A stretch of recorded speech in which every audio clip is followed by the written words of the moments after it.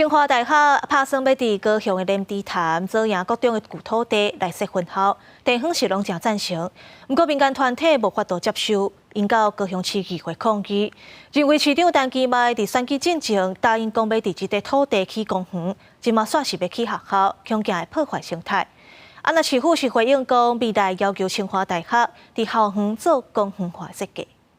莲潭绿地，守护莲潭绿地，兑现市长承诺，兑现市长承诺。手提抗议的牌仔徛伫议会外口，大声发出诉求，因拢是莲池潭守护人民的成员，因为传出清华大学要选伫旧左营国中做高雄分校的消息，因这期高雄市长陈其迈捌伫2021年公开承诺要甲旧左营国中的地来做公园，是安怎今嘛煞改变？那这个大学，我们看高师大。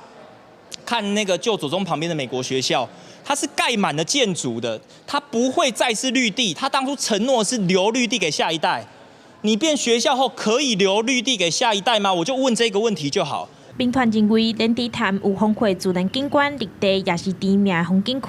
未来这块地若变做是学校，绿地面积会减少3到5倍，嘛可能会破坏生态。都发局表示讲，清大已经有承诺会保留绿地树仔做开放性的空间，会兼顾生态。